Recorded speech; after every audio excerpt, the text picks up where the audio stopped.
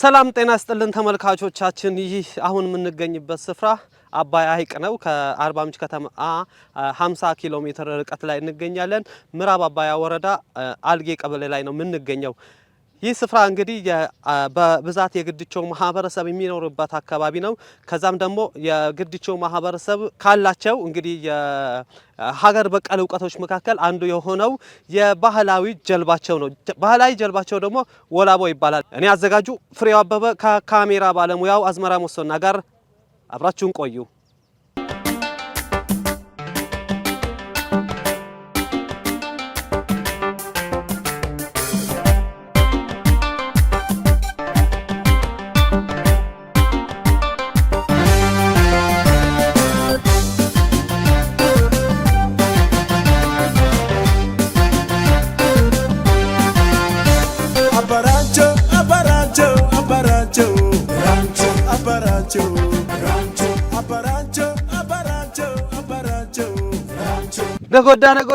ነጎዳ እንዴት ነህ ሰላም ነው አለኔ ደህና ነህ እንዴት እግዚአብሔር ይመስገን እንዴት ነህ ሰላም ነው እንዴት ነህ አለኔ ዛሬ እንግዲህ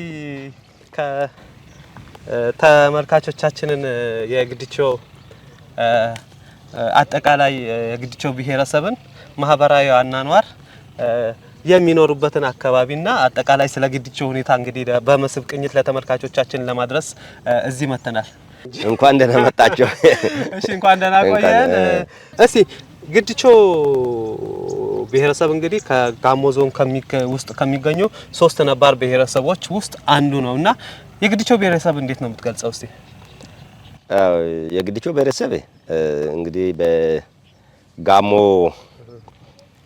ዞን ላይ ከሚገኙ 3 ነባር ብሔረሰቦች አንዱ ነው አብዛኛው የግድቾ ብሔረሰብ እንግዲህ የሚኖረው በጋሞ ዞን ብርብር ከተማ አስተዳደር አልጌ ቀበሌ ይኖራል ከዛ ንኡስ ቀበሌ ደግሞ ግድቾ ላይ ሀሮና ሽግማ ባይሶ ተብሎ አሉ እዛም ይኖራል ስለዚህ በጠቅላላ ግን የግድቾ ብሔረሰብ እዚህ አካባቢ ሰፍረው ይገኛል እንግዲህ ከደንተ ጀምሮ እንግዲህ የግድቾ ብሔረሰብ ብለን ስንል ማለት አሁን እዛ ግድቾ ደሴቱ ጋር ይገናኛልና እንዴት ነው ግንኙነታቸው ማለት የብሔረሰቡ ስም ነው ወይስ የደሴቱ ስም ነው የሚቀድመው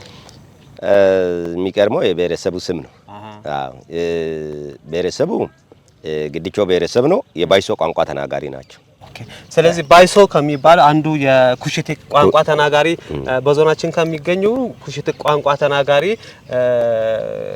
ማለት በዞናችን የሚገኝ የኩሽት ቋንቋ ተናጋሪ ብሔረሰብ ነው ግድቾ ብሔረሰብ እንግዲህ ቀደም እንደሰማችሁት እዚህ የመነሻቸው የግድቾ ደሴት ነው እጅግ ከጥንት ጊዜ ጀምሮ በርካታ የሆኑ ታሪካዊ ባህላዊና ተፈጥሯዊ የሆኑ ትውፊቶች ሀብቶች አላቸውና ተመልካቾቻችን እንግዲህ ዛሬ በመስብ ቅኝት ፕሮግራማችን የምንቃኘው የግድቾ ብሔረሰብ ምን ይመስላል እንዴትስ ይኖራል ግድቾ ምን አይነት ደሴት ነው ምን አይነት ማህበረሰብ ነው የሚለውን በስፋት የምንቃኝ ይሆናል እኔ አዘጋጁ ፍሬው አበበ ከካሜራ ባለሙያው አዝመራ ሞሶና ጋር በጋራ በመሆን ነው ይሄንን የምናቀርብላችሁ እዚህ ጋር ደግሞ አስጎብኛችን የብርብር ከተማ አስተዳደር ባህልና ቱሪዝም ቢሮ ኃላፊ አቶ ደርጉ ከኛ ጋርም አብሮን የሚጓዝ ይሆናል መልካም ቆይታ መልካም ጊዜ እንሄዳለን ወደ ግድቾ እንሂድ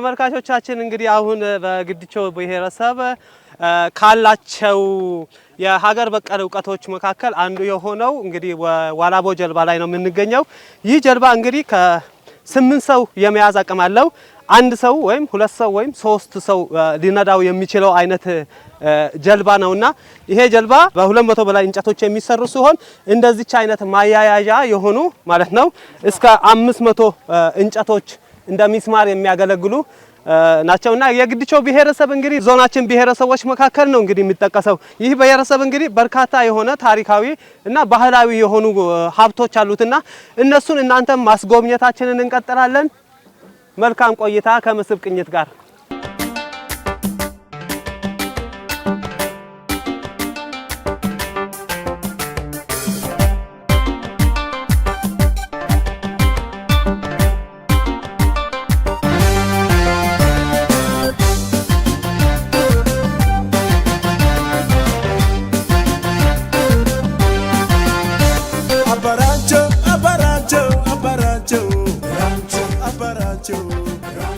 ነጎዳ እንዴት ነህ? ደህና ነህ? ሰላም ነው? ሰላም። ራስህን አስተዋውቅ እስቲ። እሺ ላስተዋውቅና ስሜ ሳሸምባ ይባላለሁ። የዚህ የአልጌ ቀበሌ ዋና አፈ ጉባኤ ነኝ። እሺ እኛ የመጣነው እንግዲህ ከጋሞ ቴሌቪዥን የመስህብ ቅኝት ፕሮግራም ነው ዛሬ እዚህ የመጣነውና ግድቾ ብሔረሰብ ምን አለው፣ እንዴት ነው የብሔረሰቡ አኗኗር፣ ብሔረሰቡ የት አካባቢ ነው የሚኖረው የሚለውን አጠቃላይ ለመቅረጽ ነው የመጣነውና ለዚህ ሰርተን ለውድ ተመልካቾቻችን ለማድረስ ነው የመጣነው። እሺ እናመሰግናለን። በመጀመሪያ እንኳን ደህና መጣችሁ ለማለት ይወዳለሁ። እጅግ በጣም አመሰግናለሁ። በመቀጠል እንግዲህ ግድቾ ማህበረሰብ የሚኖረው አንደኛ በብርብር ከተማ አስተዳደር አልጌ ቀበሌና በግድቾ ደሴት ሶስቱ ንዑሶች አሉ። ሀሮ፣ ሽግማና ባይሶ ተብሎ በሚጠሩ ሶስቱ ንዑሶች ይገኛል። ያኗኗር ሁኔታውን እንግዲህ ሶስቱ ንዑሶች ደሴቱ ላይ ነው ያሉት። ደሴቱ ላይ ነው ያሉት። ባይሶ አለ፣ ሽግማ እና ሀሮ ሶስቱ ንዑሶች እዛ ነው ያሉትና ያኗኗር ሁኔታው ደግሞ ያው እዛ ከሄደን በኋላ በደንብ አይተን አንድ ላይ የጋራ አድርገን የምንመለስ ይሆናል። ስለዚህ ውድ ተመልካቾቻችን አሁን የምንገኘው በብርብር ከተማ አስተዳደር ውስጥ አልጌ ቀበሌ ነው የምንገኘው። እንግዲህ የግድቾ ብሔረሰብ ቅድም እሱ እንዲገለጸልን ምንድነው አኗኗራቸው፣ ምን ይመስላል፣ ማህበረሰቡስ እንዴት ነው፣ ምን ባህል፣ ምን ትውፊት፣ ምን ሀብት አለው የሚለውን በዚህ በመስህብ ቅኝት ፕሮግራማችን ልናስቀኛችሁ ነው የመጣ ነው።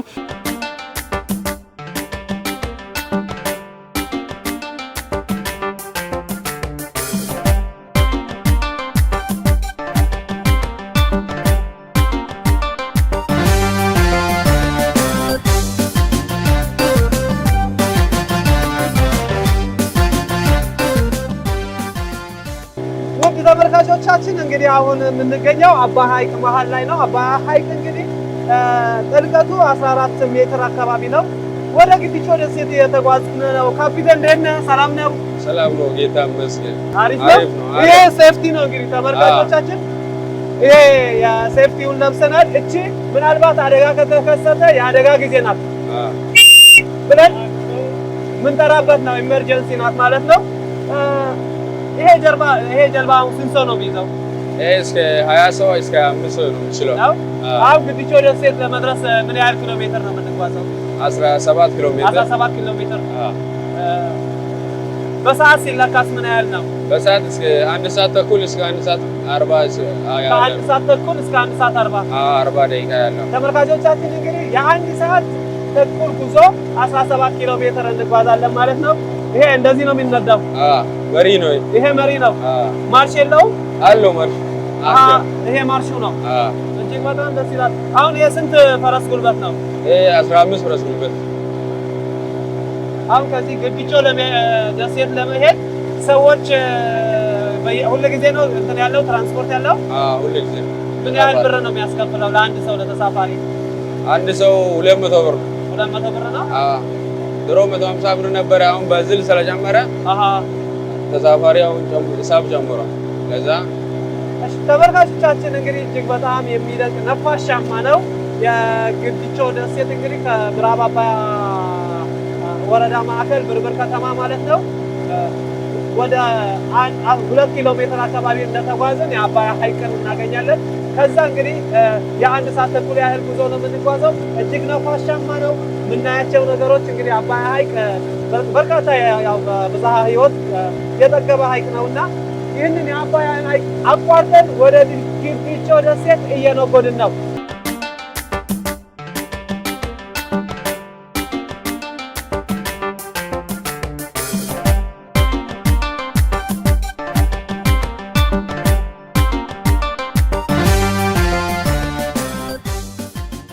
ተመልካቾቻችን እንግዲህ አንድ እንግዳ አለ ከጎኔ። እንዴት ነው እንተዋወቅ? ስሜ ካልሳ ያስማ እባላለሁ። አልጌ ነዋሪ ነኝ። የአልጌ ቀበሌ ነዋሪ ነው። አሁን ወደ ግድቾ ደሴት የተጓዝን ነውና ግድቾ ምን አይነት ማህበረሰብ ነው? እንዴት ነው አኗኗሩ? የት ነው የሚኖረው? ግድቾ በርግጥ የሚኖረው በሶስት አቅጣጫው ነው የሚኖረው። በሶስት ቀጠና ተከፋፍሎ ነው የሚኖረው። አንደኛ ባይሶ፣ ሁለተኛ ሽግማ፣ ሁለተኛ ሀሮ፣ ሶስተኛ ሽግማ ሆኖ ይኖራሉ።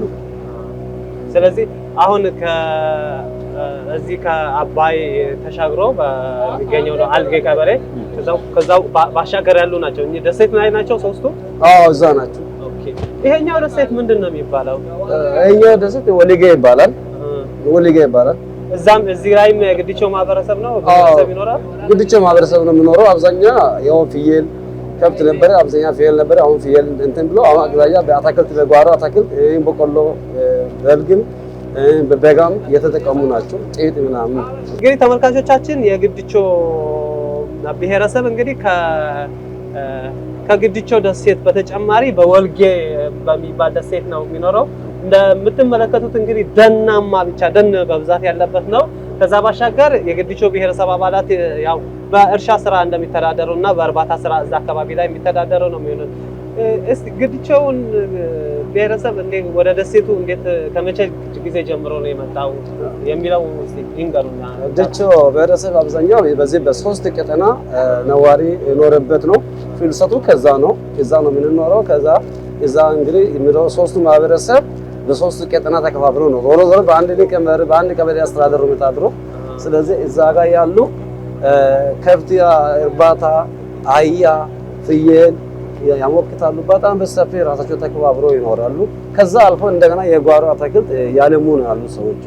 ኦኬ። የጓሮ አትክልት እርሻ መተዳደሪያ ከከብት እርባታ አልፎ ተጨማሪ አሁን ማሳ ሀይቅ ዳር በጀነሬተር ውሃ ይሳቡ የራሳቸው ህይወቱ የቀየሩ ቃሪያ፣ ሽንኩርት የሰሩ ናቸው የሚኖሩት።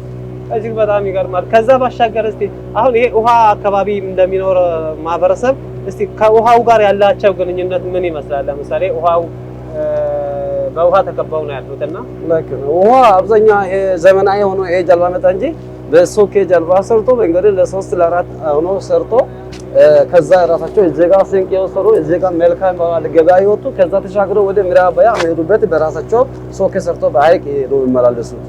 ደግሞ ከሀይቅ ጥቅምታ የሚያገኙት ምንድነው? አሁን በቅርብ ጊዜ አሳ ያስገሩ አሳ ሁሉ ከዚህ ሀይቅ ጥቅም አግኝተን ከዛ ይዘን እስከዚያ ወሰን ወደ ምዕራብ አባያ ብርብር ከተማ አስተዳደር ከተማ ውስጥ አስገብተን ነው የምንሸጠው። ተመልካቾቻችን እንግዲህ የግድቾ ብሔረሰብ የተለያዩ የንግድ እንቅስቃሴዎችን ለማድረግ ባህላዊ ጀልባ ይጠቀማል። ከዚህ እንግዲህ 17 ኪሎ ሜትሩን ያህሉን በቀዘፋ ማለት ነው በወላቦ በሚባለው ባህላዊ ጀልባቸው በቀዘፋ ተሻግረው የንግድ ልውውጦችን ማህበራዊ ግንኙነቶችን የሚያደርጉ ነው። ከዛ በተጨማሪ ከኦሮሚያ ክልል ጉጂ ዞን አባያ ወረዳ ጋርም የንግድ ልውውጥ እንዳላቸው ነው የሚነገረውና እንግዲህ የግድቾ ብሔረሰብ ይሄንን የጀልባ እንዴት ነው ከምንድን ነው የሚሰራው? እስቲ እሱን ጀልባውን በደንብ አድርገው ይንገሩ፣ ሰፋ አድርገው ለተመልካቾቻችን። ጀልባው የሚሰራው በቡድን 4 ሰው ይቀናጃል። እንግዲህ በየመንደሩ በቃ አራት ሆኖ አንድ ወላቦ ይሰራሉ። አንድ ወላቦ ከዛ በኋላ ለራሳቸው ለቤተሰብ ለንግድ ሆነ ለሕክምና ሆነ በዛ አንዱ ስታመ አብሮ ተጋግዞ ያመጣል። ሲቸገር ደግሞ አንደኛ ለቅሶ ምናምን ካለም እንትን ተውሶ አርብ ሌላ ጊዜ ስራ ላይ ቆያል። አርብ ወደዚህ ይወጣል፣ ገበያ ላይ ይውላል። ይሁን ደግሞ እንደዚህ ወደዚህ ይመጣል። ደግሞ ችግር ያለ ያ ሰው ቆሞ በየተራ ነው የሚቆዘፉት። አንዱ ጅግ የሚባል አለ የሚወጣበት እዚህ ጋር አለ መሀል ወደ ባለ ይታወቃል። ከዛ ቀጥሎ ሁለተኛ ወገን ወስዶ ሶስተኛ ሲወስድ ዳር ይወጣል። ግድቾ ወጡ ማለት ነው። እንደዚህ ተጋግዞ ይነዳል። ሶኬው አሁን እዚህ አካባቢ ነው ራሱ የሚገኘው። ሶኬ እዚህ አካባቢ አይገኝም። ሶኬ በጣም ዋጋ ተከፍሎ ሩቅ ሀገር ሄዶ ነው ሶኬውን የሚቆርጡት። አንደኛ ከጉጂ ይቆረጣል፣ አብዛኛ እዚህ ከአልጌ አካባቢ ይቆረጣል። ወደዚህ ማዶ ይባላል እዚህ በአልጌ ክልል አልጌ አካባቢ ከዛም ይቆረጣል። ከዛ በኋላ እንደ ምስማር የሚጠረበው አለ በሱ ይሰሩና በዛ ልክ እንትኑን ይተጠቀሙና ለ4 ለ5 እንግዲህ እኔም ካስፈለገ ቤተሰብ ኖርም በቤተሰብ ምን ሳማከለ ቤተሰብ ላይ ወላቦ እናዘጋጃለን። ካልሆነ ከጎረቤት ጋር ቡና ከመጠጡ ሰዎች ጋር ተባብረን በ3 እና 4 እንዲህ ይሰራሉ። ተቀናጅተን በዛ ልክ ወላቦ ብዙ ሆነ ይወጣል ማለት ነው። ስለዚህ ጉጂ ጋር ቅርበት አለውና የተለያዩ ምን ነው እስቲ ከዛ ሄራው አሁን እዚህ ቅድም ዳር ላይም ከዛ አካባቢ የመጣ ጀልባ ነው ተብሎ ሰዎች ትራንስፖርት አገልግሎት ቀጥታ እንዳለ ሲነግሩኝ ነበርና ምን አይነት የንግድ ልውውጥ ምን አይነት ግንኙነት ነው ያላቸው? ልክ ነው። መጀመሪያ ቀድሞ አባቶች እዚህ ጋር መልካ ይባላል። መልካ ሲባል እዛ ገበያ ምርጥ ገበያ ነበረ።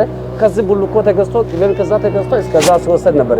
እዚህ ከሰላም ችግር የተነሳ መደፈር የተነሳ ይሄ ገበያ ተቋረጠ።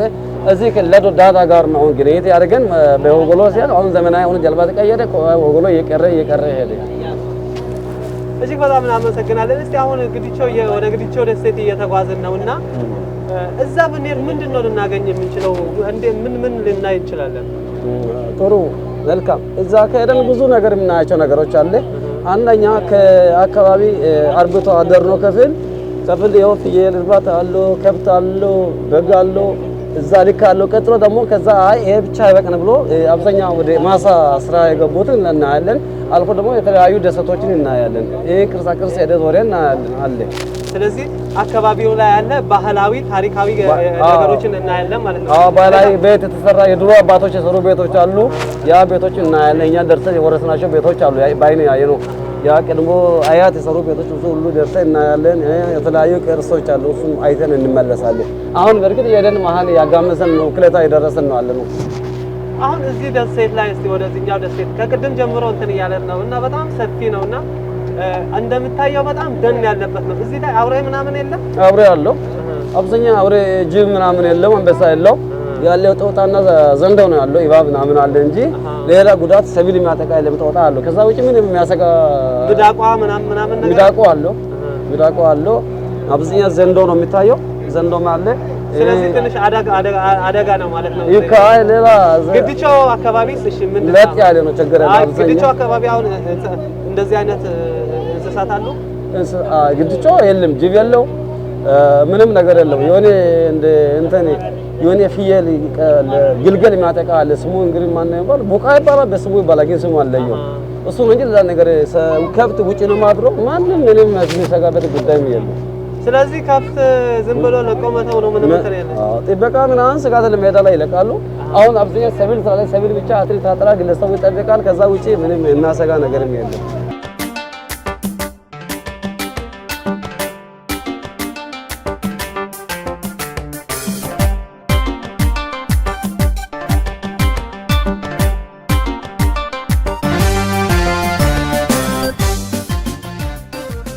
ግዲቾ ደሴት ሰፊ ነው፣ በጣም ሰፊ ነው። 3 ኒውስ መንደሮች አሉ። ያው ባይሶ፣ ሀሮና ሽግማ በመባል ነው የሚታወቁት። በሶስቱም ላይ ያው አርሶ አደር እና ክፍል አርብቶ አደር ነው ያለው። ሁለቱም ስራ ይሰራሉ። አርብቶም እንደገና አርሶም በዛ ስራ ነው እስካሁን የተዳደረ። ስለዚህ የእንስሳት ቁጥር በጣም ብዙ ነው። በጣም ብዙ ነው። አህያ ብዙ ነገሮች አሉ። ላሞችም ላም አለ፣ ፍየል አለ። ስለዚህ የወተት ምርት የወተት ምርት ከከብት አልፎ የፍየልም ጭምር እንዳለ ነው የሚታወቀው። እሺ፣ ከዛ በተጨማሪ የግዲቾ ማህበረሰብ ምን የሚሰራው እስቲ እዛ ከከብት እርባታ በተጨማሪ? ከከብት እርባታ በተጨማሪ እዛ ግዲቾ ደሴት ላይ የሚሰራው ስራ አንደኛ ብዙ የስራ ወጣቶች እዛ ሄዶ በማህበር በመደራጀት በተለያዩ ስራዎች ላይ የራሳቸውን ኑሮ ለማሻሻል አሳ ያዘግራሉ። ውሃውን እንግዲህ አንደኛ የግዲቾ ማህበረሰብ ውሃና የግዲቾ ማህበረሰብ በጣም ጥብቅ ቁርኝነት አለ። ለምግብነት ከመጠቀም አልፎ ለመጠጥ ከመጠቀም አልፎ ለባህር ለዚህ ለትራንስፖርትም ጭምር ይጠቀሙበታል። አልፎ ተርፎም ደግሞ ለራሳቸው ኑሮ አሳ በማስገር እንግዲህ ብዙ ስራዎችን ከዚህ ከውሃ ነው የሚገኘውና በጣም ጠቀሜታውም አለ። ስለዚህ አሳ ማምረት አንዱ ራሱ የዛ አካባቢ ላይ የተለመደ ስራ ነው። ከጥንት አባቶቻችን ጀምሮ ያለው ነገር ነው። ከዛ ባሻገር ግዲቾ ላይ አሁን ሰው መጥቻ አያለው ብል ምን ያያል እስቲ? ግዲቾ ደሴት ላይ ሰው መጥቻ አያለው ብል የሚያየው ነገር አንደኛ የተፈጥሮ ለመምህራን እዛ ያሉ መምህራን ይሄ የተፈጥሮ ጠመነ እንትን ይባላልና እሱን ማየት ይቻላል። ትምህርት ቤትም አለ። እዛ አሁን ይሄ ኖራውን ደግሞ በዛ ልክ ለእንትን ይጠቀማሉ። አንዳንዴ ያው ትራንስፖርት ሲያስቸግራቸው እዚህ መጥቶ ግዢ ለመፈጸም ሲቸገሩ ያን ኖራውን በመውሰድ ለጠመንነት ይጠቀማሉ ትምህርት ቤት ላይ። ሌላ ደግሞ እንደ ጅፕሰም አይነት ለመጠቀም በእኛ ቋንቋ አለ ሰሰቦሊ ነው የምንለው። እሱን እንዲህ በውሃ እንትን ሲል በጣም አጣብቆ ነው የሚይዘውና እሱ ደግሞ ለጅፕሰምነት የሚያገለግል ነገር ስለሆነ ወደፊት እዛ ትላልቅ ባለሀብቶች ፕሮጀክቶች ቢመጡ እነዛ ስራዎችን ኖራውን አክሞ ለሌላ ነገር ከመጠቀም አኳያ እነዚህን ደግሞ ለጅፕሰም የሚሆኑ ነገሮችን ደግሞ ከኬሚካል ጋር አንድ ላይ አይዞ ለስራዎችን ብዙ ሰፊ ስራዎች ይሰራ ቢባል በጣም ትልልቅ ነገሮች አሉና በዚህ አጋጣሚ ኑ ጎብኙ፣ ስሩ ነው የምንለው።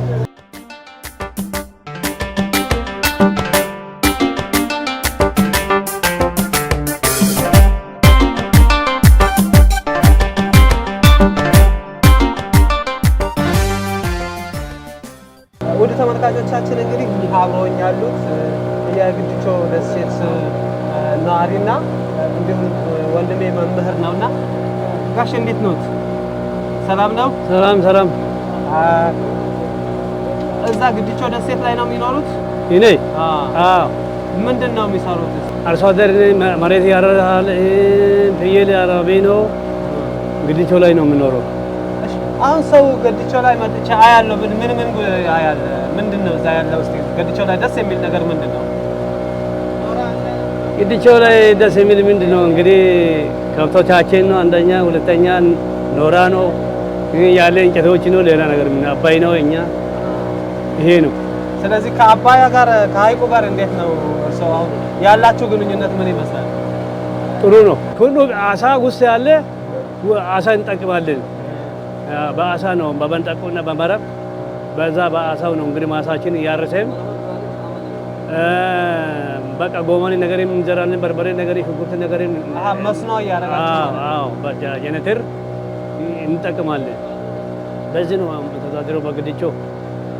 አሁን እዛ ፍየል ርካሽ ነው። ስለዚህ የት ገበያ ነው አሁን ፍየል የሚሸጠው? እዛ ምዕራብ። ኦኬ፣ ወደዚህ ወደ ምዕራብ ነው እንጂ የት አለ ገበያ ሌላ እዚህ ነው። ሰላም ነው ወንድሜ? እግዚአብሔር ይመስገን። እዚህ ግድቾ ደሴት ላይ ነው የምትሰራው? የምትሰራው ነገር እስኪ ስምህንም ነግረን። ስሜ ያው ማሹራ ፍስሀ እባላለሁ። የሚያገለግለው የሙያ ዘርፌ መምህር ነኝ። ግድቾ ላይ ነው የምሰራው። የተወለድኩበት አካባቢም ነው። የተወለድንበት አካባቢ ግድቾ ቢሆንም የተማርንበት በዚህ በአልጌ ምዕራብ አንድ ደረጃ ትምህርት ቤት ላይ ነው የጨረስኩትም እዛ ነው። አሁን እስቲ እዚህ ማለት በመደበኛነት እንዲህ በጣም ብዙ ሰው በአካባቢው ይኖራል? እዛም እዚህም አሉ። በብዛት መነሻቸው ከዚህ ስለሆነ አብዛኛው ህብረተሰቡ እዛ ምዕራብ አባያ አልጌ ቀበሌ ላይ ቢኖርም እንኳን ግድቾ ላይ በከፊል የሚኖሩ ሰዎች አሉ። የኛ ህዝብ ነው እዚህም ያለው። እሺ አሁን ግድቾ ላይ ብንደርስ እዛ ምን እናገኛለን? በስፋት እስኪ ምንድነው አሁን ለምሳሌ ቱሪስት ቢመጣ እንደተማረ ቱሪስት ቢመጣ ሌሎች አካባቢዎች ላይ ያሉ ሰዎች ቢመጡ ምን ይጎበኛሉ? እርግጥ ነው እንግዲህ ግድቾ ላይ በዋናነት እንደምንመለከተው አሁን ኖራ ድንጋይ አለ። ከዚህም ባለፈ ለቱሪስት መስህብ ይሆናል ብለን የምንገምታቸው ብዙ በርካታ ከውሃ ውስጥ የምናገኛቸው የተፈጥሮ ሀብታችን አለ። የተለያዩ ነገሮች ናቸው። መልክዓ ምድሩ ደስ የሚል ነው። ለባህል ሊመዘገቡ የሚችሉ ብዙ ነገሮች በርካታ ነገሮች አሉ እና አሁንም መንግስት በብዛት መስራት አለበት። ሳይትም ከመሆኑ አኳያ ጥቅም ላይ መዋል የሚችሉ የተፈጥሮ ማዕድናት አሉ ይባላል። በእርግጥ ወደፊት ግን በስፋት ቢሰራ ብዙ መልክዓ ምድር ጥናት ተደርጎ ብዙ ይሄ ኖራ ድንጋዩ ከዚህም በዘለለ ለሌላ ነገር በፐርፐዝ መዋል የሚችሉ ብዙ ነገሮች አሉ እና ከዚህ ከህብረተሰቡ ኑሮ ጋር ተያይዞ ያለው በስፋት አርብቶም አለ። ሌላው አርሶ አደሮችም አሉ። እንደገና በሌላ ሙያ መስክ የሚሰማሩ አሉ። አሳ በማስገር የሚኖሩ አሉ። ከዚህም ባሻገር ከዚህም ወደ አልጌ በመጓዝ በካሽ ክሮፕ የሚተዳደር ህብረተሰብ እና እነዚህ ነገሮች ናቸው ማለት ነው። እጅግ በጣም እናመሰግናለን ወንድሜ። እንግዲህ ወደ ግድቾ ደሴት እያደረግን ያለነው ጉዞ ይቀጥላል።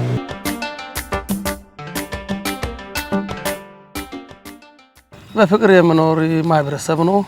እንደምታዩት ያው ቡናም ለብቻ አይጠጡም። ያው ሰፈር ላይ ተሰብስበው እንደዚህ እንደምናየው እየተጨዋወትን ሁሉም ነገር እያወራን በቃ እንደዚህ ቡና ጠጥተን ነው የምንለያየው።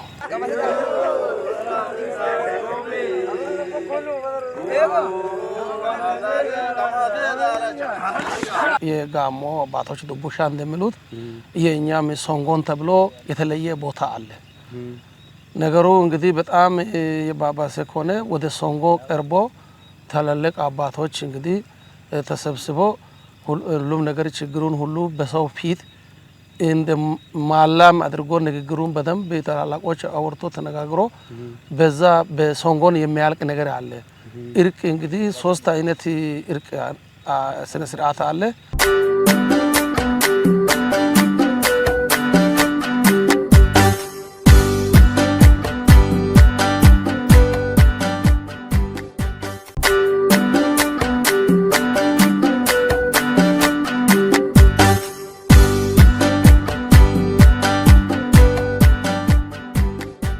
ምዕራብ አባያ ወረዳ አልጌ ቀበሌ ላይ ነው የምንገኘው። ይህ ስፍራ እንግዲህ በብዛት የግድቾ ማህበረሰብ የሚኖርበት አካባቢ ነው። ከዛም ደግሞ የግድቾ ማህበረሰብ ካላቸው እንግዲህ የሀገር በቀል እውቀቶች መካከል አንዱ የሆነው የባህላዊ ጀልባቸው ነው። ባህላዊ ጀልባቸው ደግሞ ወላቦ ይባላል። እናመሰግናለን። በመጀመሪያ እንኳን ደህና መጣችሁ ለማለት ይወዳለሁ። እጅግ በጣም አመሰግናለሁ። በመቀጠል እንግዲህ ግድቾ ማህበረሰብ የሚኖረው አንደኛ ብርብር ከተማ አስተዳደር አልጌ ቀበሌና በግድቾ ደሴት 3ቱ ንዑሶች አሉ። ሀሮ ይሄ ሴፍቲ ነው እንግዲህ ተመልካቾቻችን፣ ይሄ የሴፍቲውን ለብሰናል። እቺ ምናልባት አደጋ ከተከሰተ የአደጋ ጊዜ ናት ብለን ምንጠራበት ነው፣ ኢመርጀንሲ ናት ማለት ነው። ውሃና የግድቾ ማህበረሰብ በጣም ጥብቅ ቁርኝነት አለ። ለምግብነት ከመጠቀም አልፎ ለመጠጥ ከመጠቀም አልፎ ለባህር ለዚህ ለትራንስፖርትም ጭምር ይጠቀሙበታል። አልፎ ተርፎም ደግሞ ለራሳቸው ኑሮ አሳ በማስገር እንግዲህ ብዙ ስራዎችን ከዚህ ከውሃ ነው የሚገኘውና በጣም ጠቀሜታውም አለ።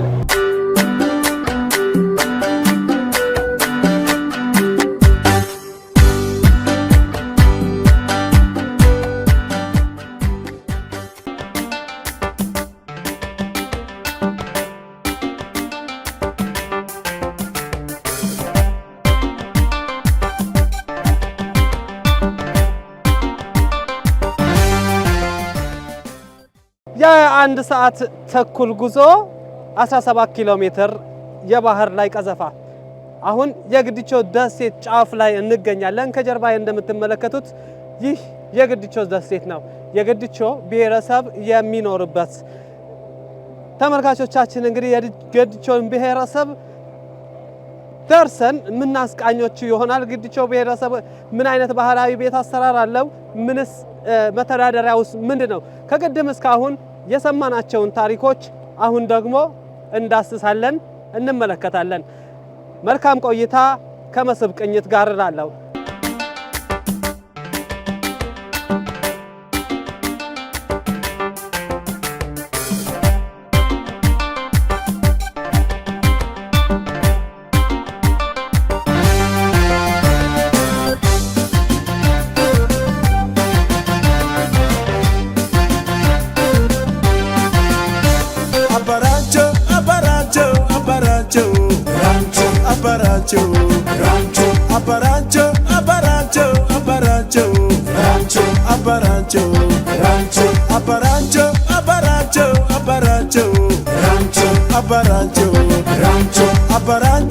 Abaracho, ውድ ተመልካቾቻችን እንግዲህ የግዲቾ ደሴትን እያሳስን ነው የምንገኘው። አካባቢው እጅግ በጣም የሆነ ሞቃታማ አይነት የአየር ጸባይ ያለው ነው እና በረሃማ የሆኑ ተክሎችና የተለያዩ የእጽዋት ዝርያዎችን እየተመለከትን ነው። ከዛ ባሻገር በጣም አስገራሚ የሆነ የስነ ምህዳር አቀማመጥ እዚህ ጋር ኖራ የተለያዩ አይነት የሚያማምሩ አካባቢዎችን እየተመለከትን ነው። ከዛ ባሻገር እንግዲህ ጥንታዊ የመቃብር ስፍራዎች ላይ ነው አሁን የምንገኘው። ሀሮ ንዑስ ላይ በሚገኝ የቀብር ስፍራ ላይ ነው የምንገኘው። እንግዲህ እንደተመለከታችሁት በየቦታው ከብቶችን፣ ፍየሎችን የተመለከትን ነው። ከዛ ባሻገር እንግዲህ የተለያዩ መሰረተ ልማቶችም ትምህርት ቤቶችም አሉ። እነሱንም የምናስቃኛችሁ ነው የሚሆነው። የተለያዩ መሰረተ ልማቶችንም እየተመለከትን ነው። ከዛ ባሻገር የአባያ ሐይቅን በመጠቀም በመስኖም ሰብልም እያለሙ እንዳለ ተመልክተናልና እጅግ በጣም አስገራሚ ቦታ ነው። ግን ሁሉም ቦታ ላይ ስንሄድ የእንግዳ አቀባበላቸው በጣም እጅግ ማራኪ ነው። ከዛ ባሻገርም እንግዲህ ተቀብለውን አሳውን በልተን ከዛም በኋላ ነው እንደዚህ አሁን ጉብኝት የጀመርነው። ጉብኝታችንን እንቀጥላለን። ይህ የመስህብ ቅኝት ነው። አብረን እንጓዝ።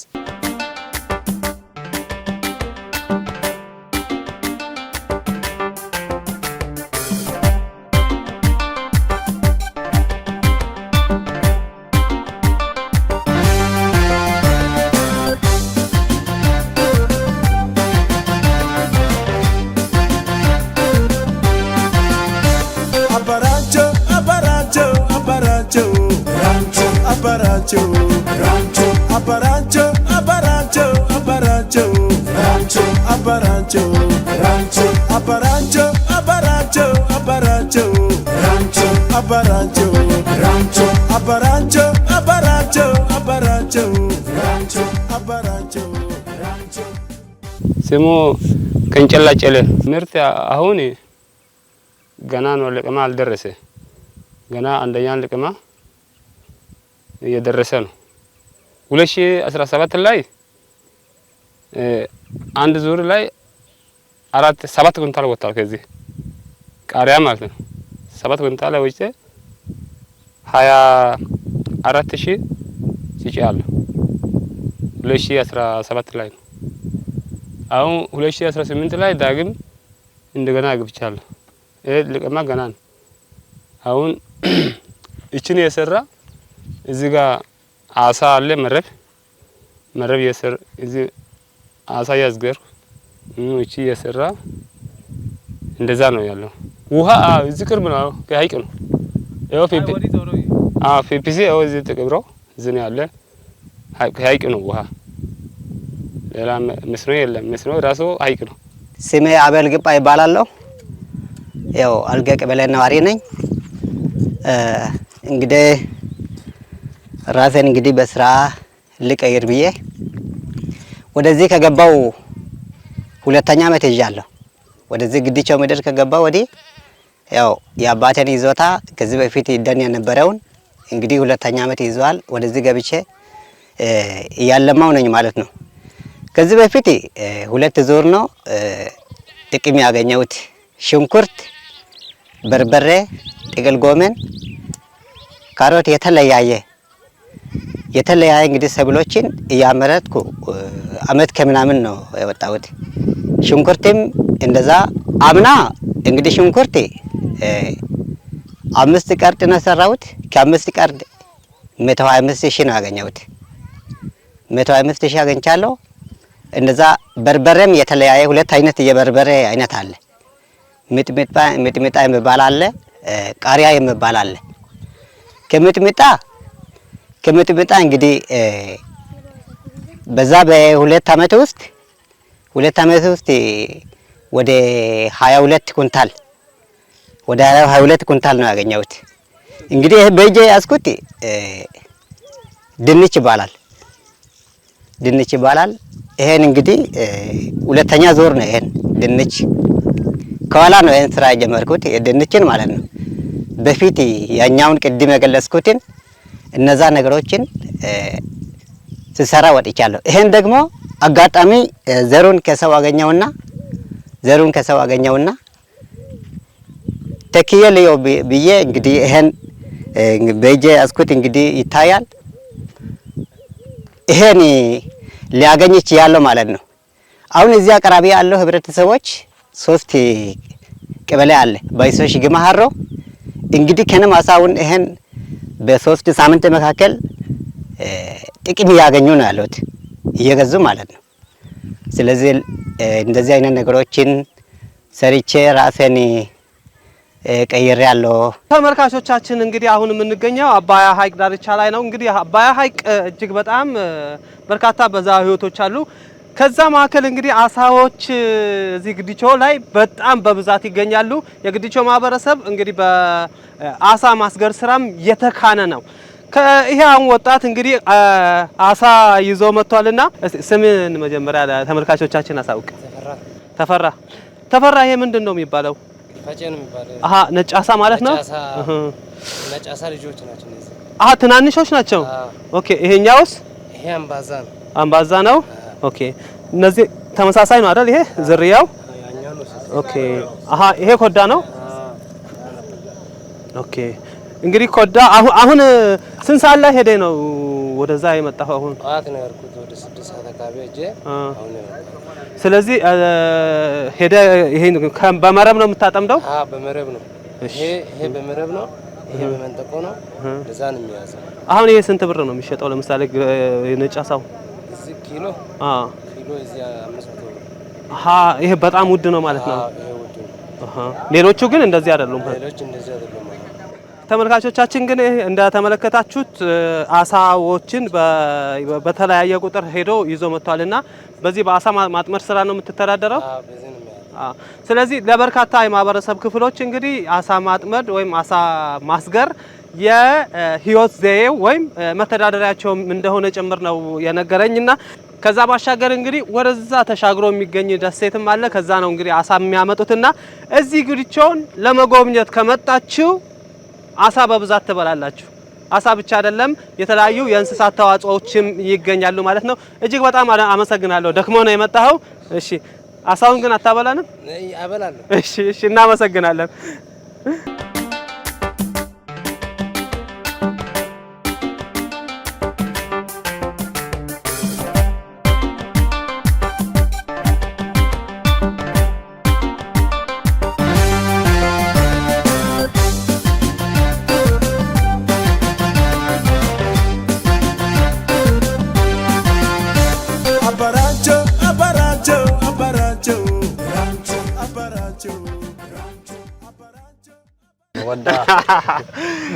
አቤት አሳ እንግዲህ አባይ ሐይቅ ውስጥ ከሚገኙ አሳዎች መካከል እንግዲህ ይሄ ኮዳ ልማዳዊ አጠራር ኮዳ ነው የሚባለው። ኮዳ ነጭ አሳና ከርከሮ በብዛት ነው የሚገኘው ማለት ነው። ተመልካቾቻችን እንግዲህ ምሽት አካባቢ እዚህ ግዲቾ ደሴት ላይ ያሉ ማህበረሰብ ክፍሎች አሳ እንግዲህ ለማስገር ቀን ወይም አመሻሽ ላይ ይሄዱና ምሽት አካባቢ አሁን ከሰዓቱ 12 ሰዓት አካባቢ ነው። በዚህን ሰዓት እንግዲህ ይዘው ይመጣሉ ማለት ነው። ከዚህ ሰዓት ጀምሮ እስከ ምሽት 2 ሰዓት 3 ሰዓት ድረስ አሳ እንደ ጉድ ይመጣል ማለት ነው። እሺ ወንድሜ ተመሳሳይ አሳ አንተ በእናትህ በጣም እቺ ነጭ ይባላል ነው? አዎ ነጭ ይባላል። የቱ ጋር ሄደ ነው አሁን የምታደርገው? እዚህ ካራ የሚባል ቦታ አለ። ካራ የሚባል ቦታ ስላለ እዛ እየሰራን ነው ያለ ነው። ካራ ማለት ምንድነው? ደሴት ናት። አዎ ደሴት ናት። አዎ ደሴት። ምን አይነት ደሴት ናት? እንደዚህ እንደ ግዲቾ ሰፊ ናት? አዎ አይ እንደ ግዲቾ አይደለም። ትንሽ ናት ከግዲቾ። እዛ ነው ቁጭ ብለን የምንሰራው። እሺ ከዚህ እስከ ካራ ድረስ ስንት ሰዓት ነው አሁን? አሁን 40 ደቂቃ 40 ደቂቃ ተቀስፋለህ። ከዛም በየቀኑ ነው ይሄንን ነገር የምሰራው? በየቀኑ ነው የምሰራው። አሁን ያንተ ስራ ኖርማሊ ምንድነው? የኔ ስራ ኖርማሊ ባይዘው አሳ ነው የምሰራው። ሌላ ነገር የምሰራው ነገር የለም። በአሳ አስጋሪነት ነው ያደኩት። ከልጅነት ጀምሮ የምታውቀው ስራ ነው? ከልጅነት በቃ ይሄን ነው የሚያውቀው። ሌላ ነገር የሚያውቀው ነገር የለም። እሺ አሁን ይሄንን እኛ አሳዎችን እንግዲህ የት ነው ወስደህ የምትሸጠው? ይኸው እዚህ ጋር ተጠራቅሞ እስከ ምዕራብ አባይ ድረስ ይሄዳል። ምዕራብ አባይ አልጋ ሄዶ እዛ ይሸጣል። ስለዚህ አልጌ ላይ አሳው እንትን ብሎ ይሸጣል ማለት ነው። ጥሩ ገቢ ታገኝበታለህ? አዎ በቀን ቢያንስ ያው ከ5 ኪሎ በላይ ነው የምናገኘው። እሱ በዚህ ሂሳብ ትንሽ ናት። በዛ ደግሞ ትንሽ ትልቅ ስለሚል ያው እኛ በትንሹ ሰርተን እንበላለን ብለን እዚህ በትንሹ እየሰራን ያለ ነው። እጅግ በጣም ደስ ይላል። ስለዚህ አንድ ቦታ የሚጠራቀምበት ቦታ አለ ማለት ነው። አዎ በጣም ደስ ይላል። እንግዲህ እንደዚህ አይነት በጣም ትላልቅ አሳዎች ከዚህም በተጨማሪ ደግሞ አንዳንዴ ይሄ እናትየውን አታገኙም? ይሄ ልጁ ነው መሰለኝ። ይሄ ልጁ ነው። ይሄ ጩጬ ናት፣ ገና ያደገች ናት። ቢያንስ ከ2 አመት በላይ አይሆናቸውም ለነሱ። ያው እንግዲህ ለመለቀቅም ያው ኑሮ ጉዳይ ነው። እነሱ ነው ቁጭ ብለው ዳር ያወጣ እንጂ ስለዚህ ይሄንን ሰርተን ስላለ ነው ዝም ብሎ ነው ያወጣነው። ትልቅም ይወጣል። ያው ትልቅ አሁን ነጭ አሳ እስከ ስንት ኪሎ ታገኛላችሁ? በቀን ያው እስከ 10 ኪሎ ከዛ በላይ ይገኛል። አይ ትልቁ ነጭ አሳ ምን ያህል ነው እስካሁን አግኝተህ የምታውቀው? እስከ 50 እስከ 60 እስከ 50 ኪሎ አንዱ። ስለዚህ ትልቅ የሚልም አለ። ስለዚህ በጣም ትልቅ አሳ ነው ማለት ነው። አንተም አሳ ነው የምትሰራው? አዎ አሳ ነው የምሰራው። ከእሱ ጋር በጋራ? አዎ አንድ ላይ ነው የምሰራው። መረባችሁ አንድ ነው ወይስ አንተም የራስህ መረብ የእሱ መረብ? የግል ነው። እኔም የራሴ ነው የምሰራው፣ እሱም የራሱ ነው። ስለዚህ ጀልባዋን አንድ ላይ ትጠቀማላችሁ ማለት ነው። በጣም ደስ ይላል።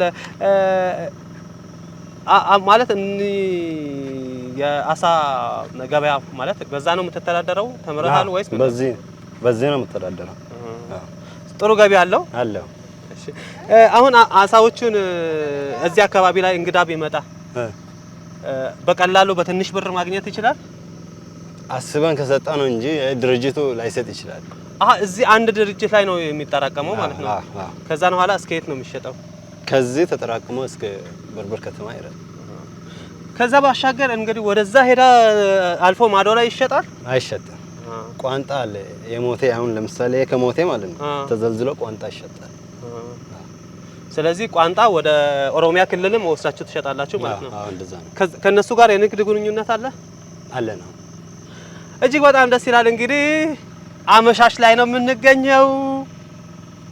ከጋሞ ቴሌቪዥን የመስህብ ቅኝት ፕሮግራም እንግዲህ የግድቾ በጣም ሀብታም ማለት ነው ሀብታም የሚባል አካባቢ ነው። ምክንያቱም ቅድም የእንስሳት ሀብትንም ስንመለከት ነበረ። እንግዲህ ከእንስሳት ተዋጽኦ ባሻገር እንግዲህ አሳም በጣም እጅግ በጣም በሚገርም ሁኔታ ትላልቅ አሳዎች ናቸው የሚገኙት። እንግዶች ጎብኚዎች እዚህ ብትመጡ ብዙ ታተርፋላችሁ። የመስህብ ቅኝት ፕሮግራማችን አልተጠናቀቀም፣ ይቀጥላል። ምሽት ላይ እንገናኝ።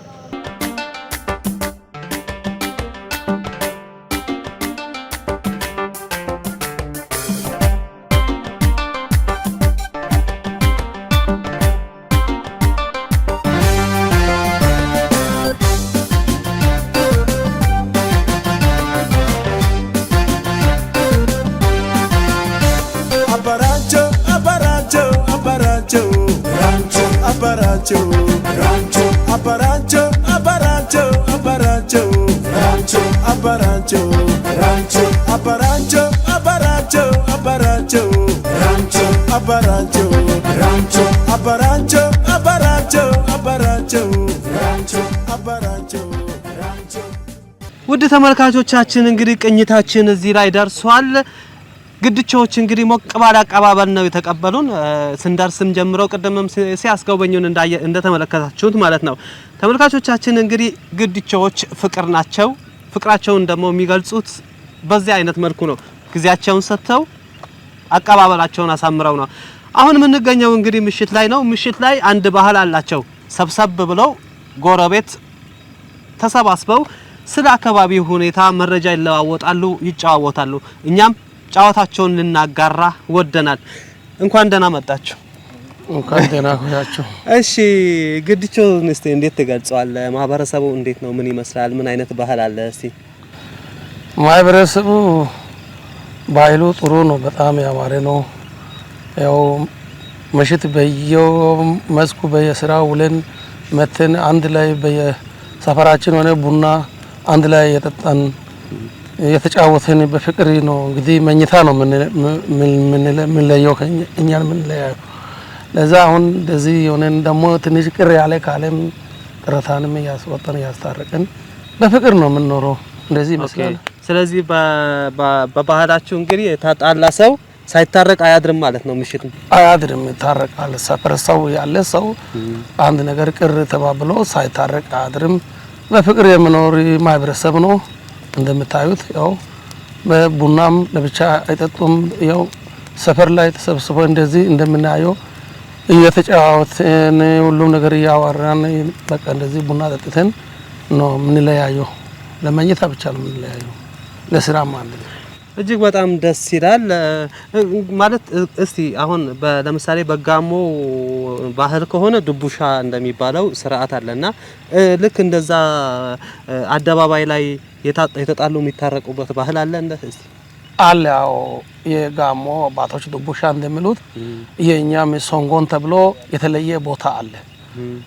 ነገሩ እንግዲህ በጣም የባባሰ ከሆነ ወደ ሶንጎ ቀርቦ ታላላቅ አባቶች እንግዲህ ተሰብስበው ሁሉም ነገር ችግሩን ሁሉ በሰው ፊት እንደ ማላም አድርጎ ንግግሩን በደንብ ታላላቆች አወርቶ ተነጋግሮ በዛ በሶንጎን የሚያልቅ ነገር አለ።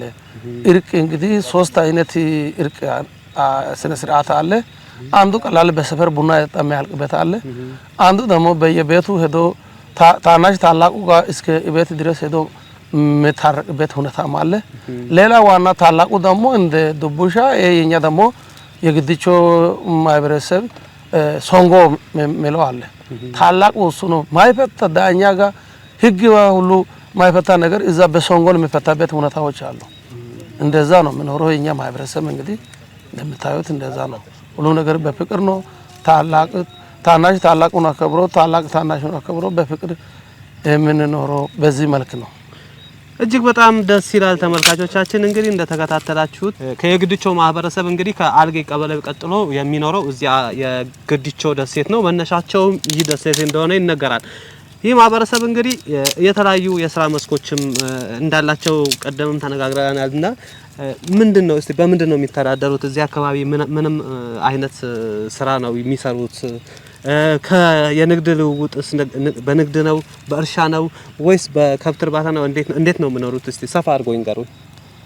እሺ፣ እናመሰግናለን። ያው እንደምታዩት እዚህ እኛ ግድቾ ደሴት ከምዕራብ አባያ ከብርብር ከተማ አስተዳደር እዛ ሆነን ነው ስር ነው የምንኖረው። አሁን ከዛ እንደመጣን እዚህ ግድቾ ደሴት ላይ 3 ንዑስ ቀበሌ አለ። አንደኛ ባይሶ ስንል፣ ሁለተኛ አሮ፣ ሶስተኛ ሽግማ ብለን እነኚህ 3 ንዑሳን ቀበሌዎች አሉ። በዚህ ውስጥ አሁን ባህላችን አኗኗራችን ሁሉ የስራ ዘበበ ሁሉ አንድ ነን።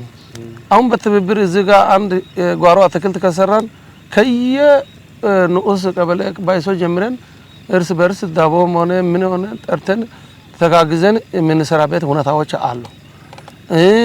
ገበያም ቢሆንም ገበያ አንድ ላይ ተሰባስበን የገበያ ቀን አንድ ነው። ከዚህ ወደ ገበያ ብለን ሄደን የምንገባበት ቦታ አለ። 3 ንዑሳን ቀበሌ የግድቾ ብሔረሰብ ሆኖ ከዛን ደግሞ ወደ የመስኩ ወደ አቅጣጫ እኛ አሁን መሀል ላይ ያለ ነው። እዚህ ለጉጂም ጎራባች ወደ ሲዳማም ጎራባች ሲዳማኛ የሚችሉ አባቶችም አሉ።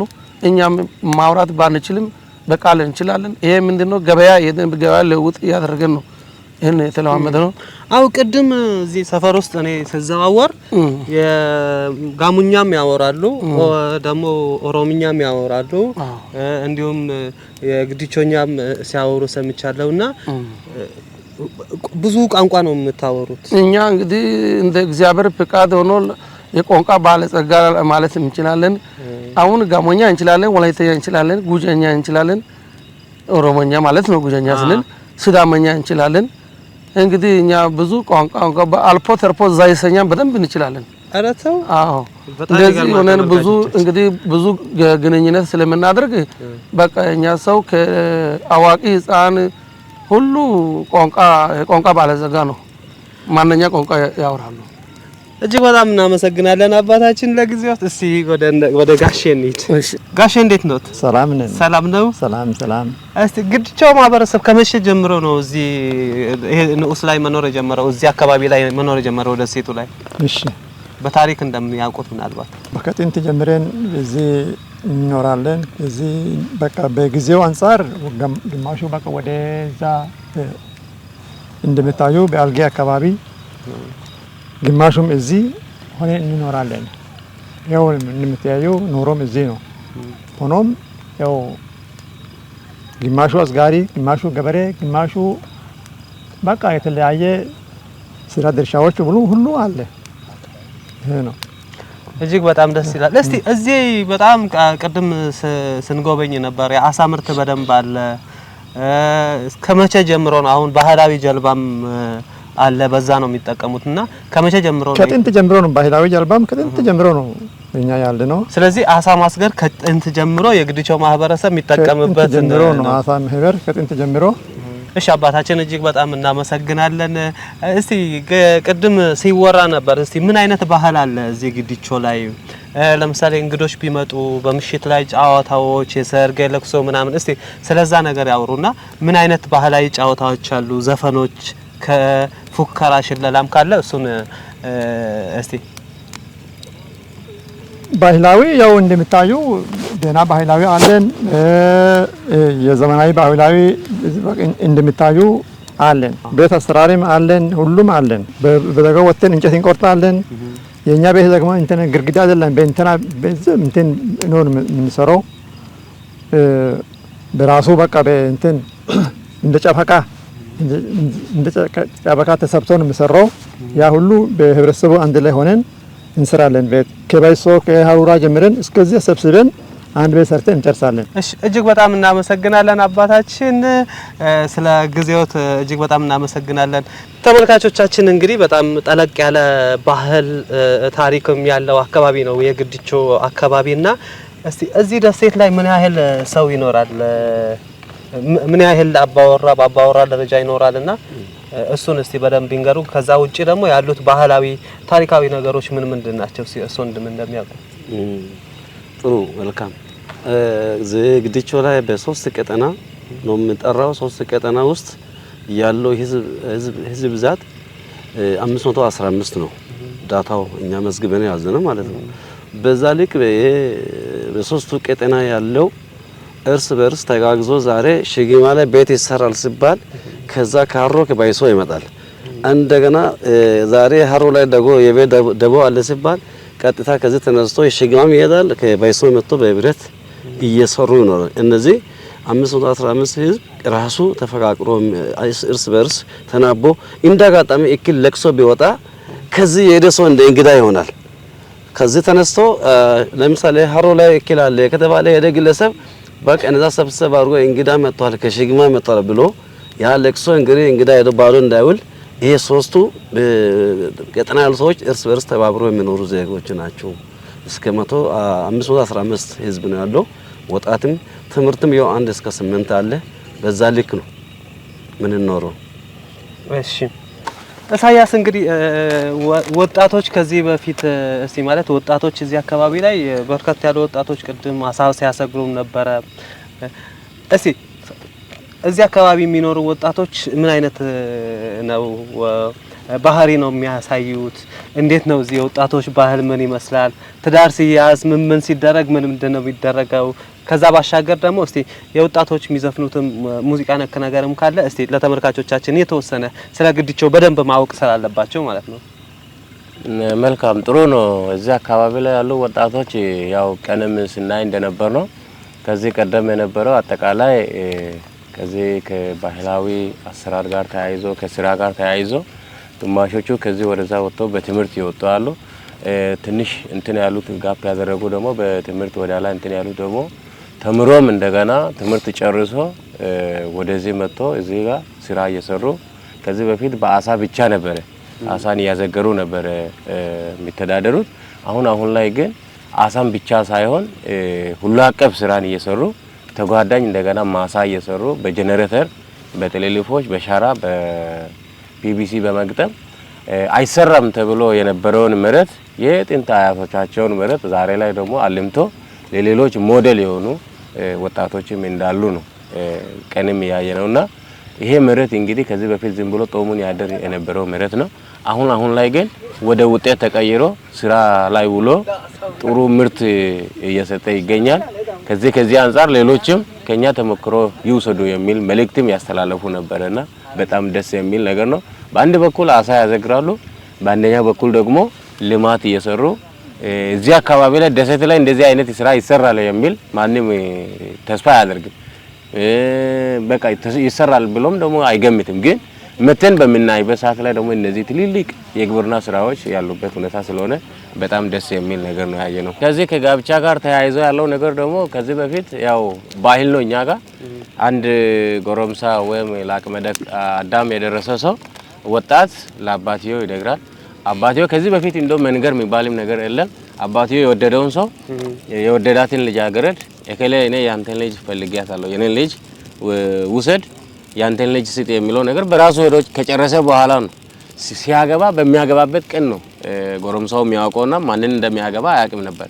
አሁን ግን ትራዲሽናልና እንደገና አሁን ላይ የመጣው እንትኑ ዘመናዊነቱ አንድ ላይ እንትን ብሎ ወጣቱ ሄዶ አንደኛውን ጮኛ የፈለጋትን ወይም የወደዳትን ሄዶ ያናግራል። እኔ እከሌን ወድጃታለሁ የሚለው ነገር ለአባትየው ሲነግር አባትየው ሄዶ 3 ጊዜ በመከታተል አንደኛው ቀን ይሄዳል፣ ሁለተኛ ቀንም ይሄዳል፣ ሶስተኛ ቀንም ይሄዳል። በሚሄድበት ሰዓት በእኛ ባህል የሚወራ አንድ ፈራው ይባላልና ሄዶ ያያል፣ ይከታተላል። በሚሄድበት ሰዓት አንደኛ ቀን ላይ ወይም ቡና እየተቆላ ወይም ሌላ ነገር የተደረገ ካየ ጥሩ ፈሮ ታይደ የሚል ነገር ይልና ያጠናክራል። እንደዛ በሚል ነገር ነው። ስለዚህ ልጅህን ለልጄ በሚል ነው ልጅህን በልጄ ለልጄ የሚለውን በዛ ልክ ነው። እግዚአብሔር ይመስገን እኛ አልጌ ቀበሌም ሆን እዚህ ግድችም ሆን እኛ በሰላም ለምሳሌ እንዳጋጣሚ ጠጥቶ ወይም በድንገት ወይ ድንበር ዙሪያ ግጭት ቢፈጥር እኛ ጋር ወደ ማሪማ የግድ የሚወስድበት ጌታ ይመስገን ፍቅር ያለ ህዝብ ስለሆነ ማሪማ አንድ ሰው አይሄድም። እኛ ጋር እንግዲህ ዛሬ እከሌ ጋር ችግር እከሌ በጎረቤት ይጠሩና የግድ ከዚህ ሁለት ተስማምቶ ከሶስቱ ወገን ተስማምቶ ወደ እርቅ ያወረዱ አንደኛ በፍርድ ቤት በኩል በብርብር ከተማ አስተዳደርም አልጌ ቀበሌ አንደኛ ተብለን የምንጠራው በዛ ልክ ስለሆነ ማንኛውም ወንጀል ቢሰራ በእርቅ ነው። ለምሳሌ የእከሌ ልጅ ወንጀል ሰራ ከተባለ ወደ አሁኑ ጎረቤት ይመጣል። እኛ እንስማ እኛ እንቀጣለን በሀገር ደንብ ብሎ በሶንጎም ሆነ በአስፈላጊ ቦታ በእርቅ የሚያልቅ ብሔረሰብ ስለሆነ እስካሁን ድረስ ማሪማ የሚፈረድ ሰው የለም። በዚህ ዕድሜ እንግዲህ አንድ በነፍስ ጉዳይ አንድ ግለሰብ መፈረዱ እናውቃለን። እሱም ትላንት ቀበሌ ላይ ሶንጎ ቦታ እርቅ አድርገናል። ወንጀሉ ጊዜ እንደጨረሰ በዛ ላይ በሰላም የእስር ጊዜውን ከጨረሰ በኋላ እንደገና ከህብረተሰቡ ጋር እንዲቀላቀል ያም አንድ ግለሰብ ነው ያም የተወሰነው። እስካሁን ድረስ እኛም ምንኛ ወንጀል በሰራ ልክ አይደለም ተብሎ አገር ሽማግሌ በሶንጎ ቁጭ ብሎ ተሰባስቦ እርቅ ያደርጋል እንጂ እኛ ልጅ እንደዚህ እከሌ ልጅ ይፈረድ የሚል ውሳኔ የለም። አልጌ በተለይ ግድቾ ብሔረሰብ በዚህ ስለሚታወቅ ምንኛ ወንጀል ቢመጣ በፍቅር የሚጨረስ ስለሆነ እቺን ለመጠቀስ ስለፈለኩ ነው። እጅግ በጣም እናመሰግናለን። እንግዲህ በርካታ ታሪኮችን እየሰማን ነው። ቅድም ስንጨዋወት እንግዲህ አንድ ነገር ሹክ ብለዋል ጎረቤቶቻቸው ማለት ነው። ብዙ ጊዜ አብረው ሲጫወቱ አብረው ምሽታቸውን ሲያሳምሩ ማለት ነው ፉከራ እንደሚፎክሩ ሰምቻለሁና ፉከራ ሽለላ ወይም የተወሰነ ቀረርቶ አይነት ነክ ያለውን ጫወታ የሚያጫውቱት እርሶ ነው ታለው። እውነት ነው ይሄ ነገር? ብዙ ባልችልም አንዳንድ ከአዋቂዎች የምሰማ እውነታዎች አሉ የሰማሁት ቢኖርም ደግሞ ሽለላ በምክንያትና በሆነ ነገር ዝም ብሎ የሚሸልልበት እውነታዎች አሉ። ይሄ ነው እንጂ ያን አይል አይ አሁን እንግዲህ እኛ እንግዳ አይደለን። ለተመልካቾቻችን የተወሰነ ነገር እስቲ በምን ጊዜ እንደሚሸለልና ስለምን እንደሚሸለል ያብራሩና የተወሰነች ነገር ለተመልካቾቻችን ያድርሱ።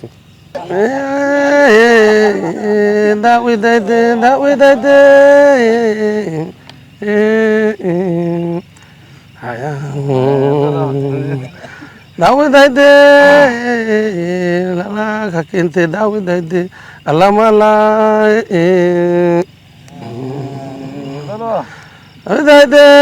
ድምጻቸው እናንተ ከፈሩ ዳዊት ምራበ ኮሜቶ ብርብር ከተማ ኮሜቴ ባይሶ ግዲቾ አመቴ ዋይ ማላ ማሎዋ ታከኔ ወኖ ታከኔ አታኖዋ ፈርካሜቴ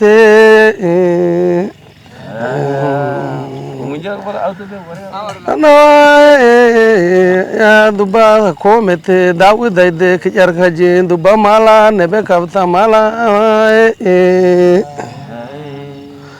መተታ ነዋ ኑዋታ ታሪክ ከካኒ ወያ ይሄ ይመስላል ባጭሩ። በእርግጥ ተመልካቾቻችን እንግዲህ ሰዓት ገድቦን ፕሮግራማችን ልናጠቃለል ነው። ነገር ግን ከአርባ ምንጭ ተነስተን 50 ኪሎ ሜትር እንደተጓዝን ምዕራብ አባያ ወረዳ ማዕከል የሆነችውን ብርብር ከተማ እናገኛለን። በብርብር ከተማ አስተዳደር ከሚገኙ መዋቅሮች አንዱ የሆነው የአልጌ ቀበሌ ውስጥ የሚገኘው የግድቾ ደሴት እንግዲህ በርካታ ታሪካዊ፣ ባህላዊ እና ልዩ ልዩ የሆነ መስህቦች እንዳሉት እንግዲህ ከቅድም እስካሁን በደንብ ስናስቃኛችሁ ነበረን። 17 ኪሎ ሜትር ሀይቅ ላይ ጉዞውን ጨምሮ ከዛ ባሻገር ደግሞ እጅግ በጣም ሰፊ ነው የግድቾ ደሴት። የተለያዩ መልካም ምድሮች አሉት፣ ልዩ ልዩ የተፈጥሮ ያጌጧሉ። ከዛ በተጨማሪ የማህበረሰቡንም አኗኗር አስቃኝተናቸዋል። ይህ የመስህብ ቅኝት ፕሮግራማችን ነው። አብረን እንጓዛለን። ጋሞ ዞን እጅግ በጣም በርካታ ታሪካዊ፣ ባህላዊ፣ ተፈጥሯዊ መስህቦች ያሉበት ነው። እነዚህን መስህቦችን እያንዳንዳቸውን በመስህብ ቅኝት ከጋሞ ቲቪ ጋር እንዳስሳለን። ይህንን ፕሮግራም አዘጋጅቼ ያቀረብኩላችሁ እኔ ፍሬው አበበ ነኝ። በካሜራው በኩል ወጣ ገባውን ከኛ ጋር ያሳለፈው አዝመራ ሞሶና ነው። መልካም ሳምንት፣ መልካም ቅዳሜ።